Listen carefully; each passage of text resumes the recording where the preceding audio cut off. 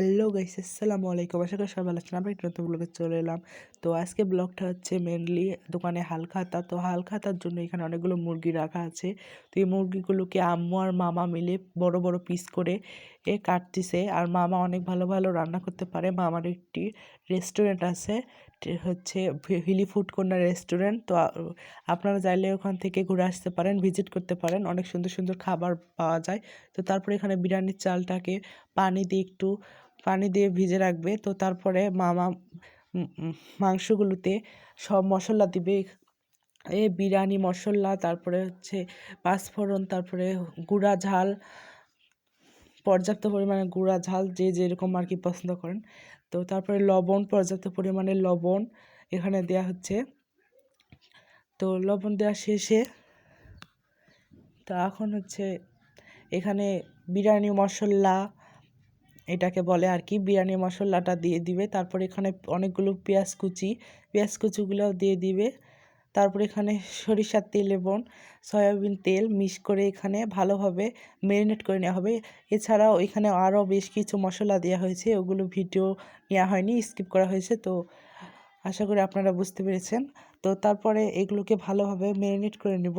ভালোভাবে হাত দিয়ে একটু নাড়ে নেব যেন মশলাটা ভালোভাবে মাংসের গায়ে গায়ে লাগে আর কি। তারপরে আবার এখানে আরেকটা মশলা দিয়ে উপর দিয়ে ভালোভাবে আবারও দ্বিতীয়বারের জন্য মেখে নিব।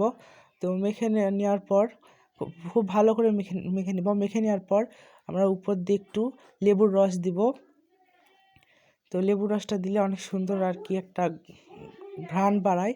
তো তারপরে এখানে হচ্ছে পেঁয়াজ কুচি এবং তেল এক করে একটা বেরেস্তা তৈরি করা হচ্ছে বিরিয়ানির জন্য আর কি, যে বেরেস্তাটা লাগে। তো বেরেস্তা করে পেঁয়াজটা উঠায় নিয়ে তারপরে এখানে মাংসটা ভালোভাবে কষায় নিচ্ছে, মাংসটা সিদ্ধ করে নিচ্ছে।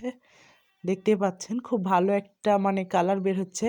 তো তারপরে এখানে আর কি মাংসটা হয়ে গেছে, এখন নামে নিবে। তো নামে নিচ্ছে এখানে মাংসটা সিদ্ধ হওয়ার পরে।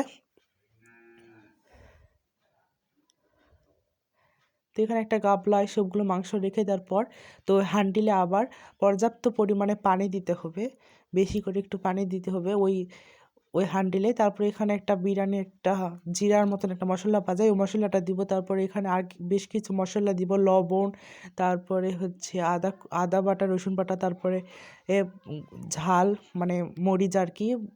তারপরে চালটা দিয়ে দিব। চালটা দিয়ে নেওয়ার পর আবার একটা মশলা দিব। মশলাটা দেওয়ার পর ভালোভাবে নেড়ে পানিটাকে গরম করে নিতে হবে।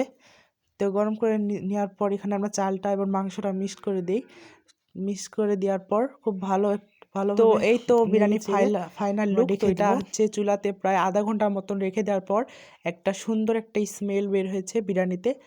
এবং বিরিয়ানির রান্নার শেষে অনেক গোলাপ জল, কেওড়া জল, অনেক বিরিয়ানির যা যা লাগে আর কি দেওয়া হয়েছে, ওগুলো ভিডিও নেওয়া হয়নি। তো এই ছিল আজকে ব্লগ। আশা করি সবার কাছে ভালো লেগেছে। সবাই একটি করে লাইক এবং কমেন্ট, একটা সাবস্ক্রাইব করে দিবেন। তো বাই।